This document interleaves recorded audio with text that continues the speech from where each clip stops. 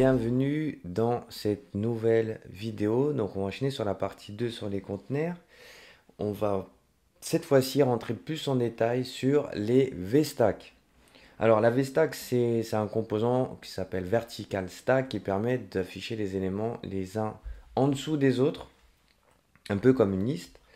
Et on va voir comment on va le customiser. Alors on va partir du projet précédent. Donc ce qu'on va faire pour simplifier un petit peu la navigation et avoir un projet un peu plus complet, je vais inclure tout ça en fait dans un tab view. Alors tab view est disponible dans la vidéo précédente, hein. Je vais remettre le lien dans la description et juste au-dessus. Donc pour faire simple, je vais juste pour le moment l'inclure. Donc le code de la ZStack, je vais le mettre ici. Et je vais le prendre, je vais l'extraire pour le mettre dans une vue à part. Donc je sélectionne la zone, je fais commande-clic sur ZStack et je vais sélectionner Extract Subview. Donc ici, cette sous-vue, je vais l'appeler ZStack View, par exemple. Voilà. Donc ça va me permettre de garder ça. Je relance ici, ça va charger. Voilà. Donc normalement, on devrait voir apparaître justement la barre navigation qui est juste ici. Donc ça, c'est plutôt cool. Maintenant, je vais rajouter un tab item, comme on avait fait. Et je vais utiliser ici une VStack pour pouvoir mettre les informations. Donc à savoir l'image en premier. Donc je vais faire une image système. Donc je vais utiliser des images qui sont déjà prédéfinies, hein, qui sont dans les save symboles. System name. Et je vais prendre l'image qui s'appelle 1.circle. Voilà. Et un texte. Qui va s'appeler ZStack par exemple. ZStack. Voilà. Donc ici je vais avoir déjà ce premier onglet en fait qui va apparaître. Après je peux tout mettre sur une seule ligne. Voilà comme ça. Donc une fois que j'ai ma ZStack avec son tab bar item, ici je vais faire une VStack. Donc je vais tout d'abord commencer par faire une VStack simple dans laquelle je vais mettre un texte. Mais avant ça, il faut aussi que je puisse lui donner un tab bar item. Et je vais faire la même chose ici. Donc ça va être sur ma VStack. Donc lui, je vais l'appeler 2.circle et je vais l'appeler VStack. Voilà. Comme ça, on va pouvoir mieux visualiser ici. Donc là, on le voit. 1, ça va être la ZStack. 2, ça va être la VStack. Donc, pour faire simple, je vais lancer le simulateur. Ça permet d'être plus réactif aussi, même si on a un rendu visuel qui est dynamique. Donc là, je vais vraiment me concentrer déjà pour voir ce qui se passe quand j'implémente ma VStack. Mais après, on va faire des trucs un peu sympas. On va voir comment on peut espacer, on peut mettre plus, plus de, on va dire de souplesse à ce composant qui est assez puissant et qui est très utilisé en SwiftUI. Ça y est, le simulateur donc c'est chargé. Donc on a notre ZStack qui va être dans le premier onglet. Et notre VStack, on aura nos quatre messages, hein, qui sont juste ici. Notre VStack, elle a plusieurs paramètres. Donc là, on va se mettre en mode live preview. Je vais arrêter le simulateur. Ce qui m'intéresse, ça va être vraiment cette page-là. Donc, moi, ce que j'ai envie de faire, c'est déjà de vous montrer que la VStack, si on ouvre en fait ces parenthèses, elle a trois paramètres. Le premier, c'est l'alignement. On va pouvoir définir comment on veut aligner nos éléments dans la VStack. Par défaut, nos conteneurs en fait sont centrés. Donc, les éléments sont toujours au centre, si on ne le précise pas. Si on veut le préciser, on va taper le mot-clé alignment. Alignment en anglais. deux points. Et si je fais point ici, je vais pouvoir avoir les valeurs que je vais pouvoir sélectionner. Donc center, leading, ça veut dire au début, donc à gauche. Et trailing, ça veut dire en queue, ça veut dire à la fin. Maintenant qu'on a vu que ça s'affiche bien, au lieu de mettre des vues de type texte, on va mettre des rounded rectangles, comme on avait fait tout à l'heure pour la Z-Stack. Et on va lui mettre un corner radius, je vais lui mettre par exemple de 10. Je vais lui mettre une couleur de remplissage qui va être, bon, pour le premier on va mettre rouge. Et je vais lui donner une frame qui sera donc width qui sera de 70 et une hauteur de 30 par exemple. 8 et 30. Tac. Donc là je vais en avoir déjà une première. Donc je vais voir en fait comment ça s'affiche ici. Si je clique ici, voilà, je vais avoir une capsule qui va ressembler à ça. Je vais en rajouter d'autres. On va faire quelque chose de plus coloré. Je vais faire un copier-coller et je vais changer les dimensions ici. Ici, je vais mettre 200 par exemple.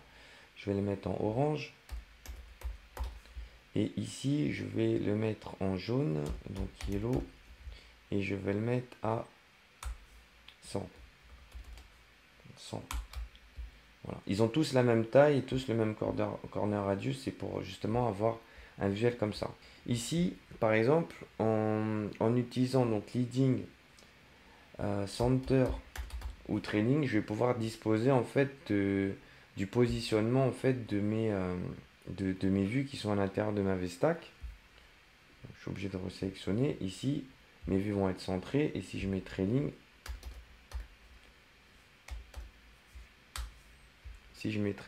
je vais pouvoir avoir mes vues qui vont s'afficher sur la droite. Donc ça permet déjà de gérer les alignements. Le deuxième point, ça va être les spacing. Donc ici, si je mets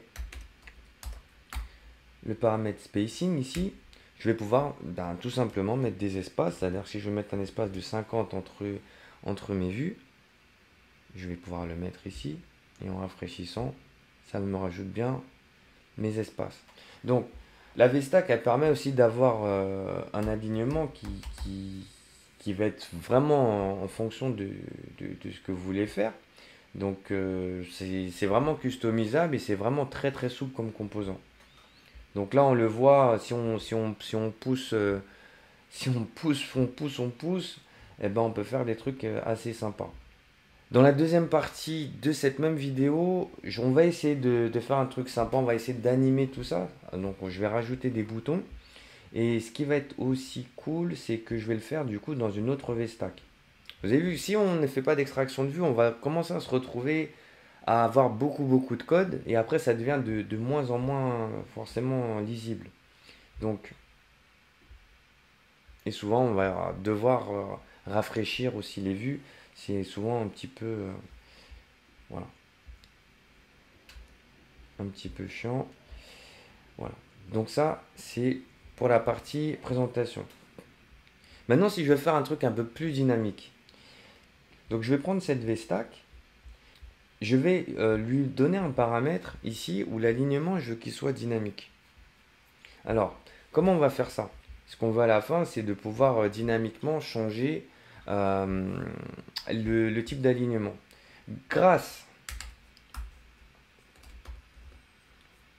au property wrapper state, donc qui va nous permettre de faire le binding, je vais ici rajouter donc une propriété que je vais appeler align qui sera de type alignement. Alors on va voir, hein, ça va être exactement le même type que ce qu'a besoin en fait la VStack. Donc là si on va ici, on va pouvoir voir le type, c'est même horizontal alignement. Je vais le copier ici. Hop. Et je vais utiliser cette valeur ici, à la place de... Normalement, si je fais ça, voilà. Je vais utiliser donc cette valeur-là, en fait, que je vais pouvoir modifier en dessous, en fait, dans un bouton, tout simplement.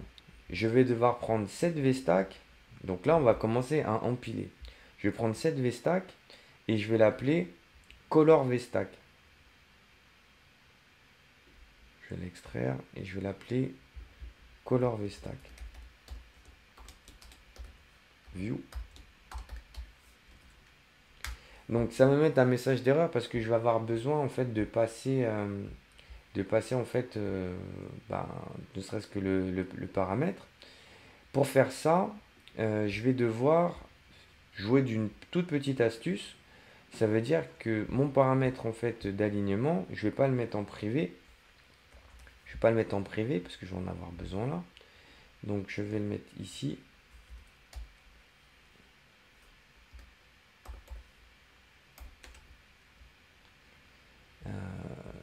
Ici. Et ça va être égal à aligner.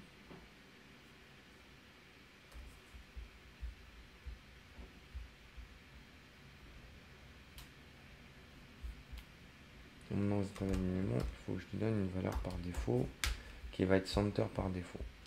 Donc ça va être bon. Et ensuite, je vais devoir faire une référence à cet alignement grâce binding aligne ici qui sera de type horizontal alignement. Voilà. À chaque fois que cette valeur align va être modifiée, je vais pouvoir justement rafraîchir justement cette vue.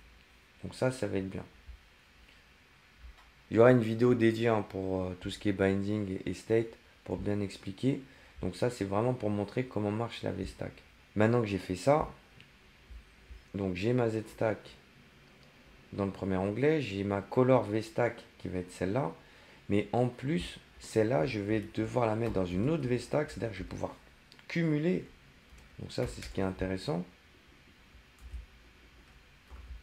Et dans cette VStack là, je vais rajouter 3 boutons. Donc le premier, je vais faire un bouton tac, que je vais appeler leading par exemple.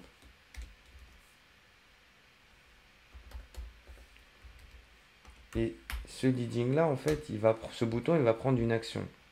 Et dans cette action là, en fait, ce que je vais faire, je vais modifier la valeur du align. Et ici, je vais lui dire que ça va être égal à leading. En fait, en faisant ça, c'est qu'à chaque fois que je vais appuyer sur le bouton, il va rafraîchir justement ma color view. Et du coup, le bouton, il va apparaître justement en dessous avec son nom et son action. Mais comme on peut faire des trucs encore plus sympas, on a un nouveau paramètre, c'est with animation, comme ça. Et je mets ça dedans. Donc ça, ce que ça va faire, ça va permettre d'animer justement la transition. Et en fait, je vais faire ça. Donc je mets ça dans une VStack. Et je vais faire ça pour leading, center, trailing. Et je vais changer ici, trailing. Et center ici, tac tac tac. Ok. Maintenant, si j'enregistre et je recompile, normalement, alors comme j'ai fait disparaître ça, il faut que je le mette bien sûr au bon endroit. C'est pas ici maintenant qu'il faut que je le mette, il faut que je le mette cette VStack. Donc là, en mettant mes boutons, donc en changeant la valeur de la valeur d'alignement, et elle va être récupérée dans la color VStack ici. Comme je l'ai bindé, je l'ai connecté avec la vue d'au-dessus, ben, du coup je vais pouvoir récupérer la valeur, et à chaque fois que cette valeur change, je vais pouvoir changer la valeur de son alignement de façon dynamique. J'aurais pu faire la même chose avec le spacing. Là, je ne l'ai pas fait, c'était juste déjà pour présenter comment ça marche. Mais quand on fera un exercice un peu plus poussé, on pourra voir comment, là, je pourrais mettre la valeur du spacing pareil avec un binding et changer avec un slider. Comme ça, on pourrait faire un truc un peu dynamique et jouer un peu avec. Mais si tu es motivé, demande-moi dans les commentaires, hein. Je peux te refaire un petit exemple. Ou sinon, je pourrais même juste refaire la vidéo. Il y a pas de souci. En tout cas, merci d'avoir suivi la vidéo. Et on reviendra dans pas longtemps avec la prochaine vidéo qui va être sur les hashtags. Donc ça va être maintenant les stacks horizontales. Mais je t'en dis pas plus. Je te laisse t'abonner si c'est pas fait. Mettre un pouce bleu sur la vidéo si tu as apprécié. Et on revient très vite pour la prochaine vidéo. Ciao!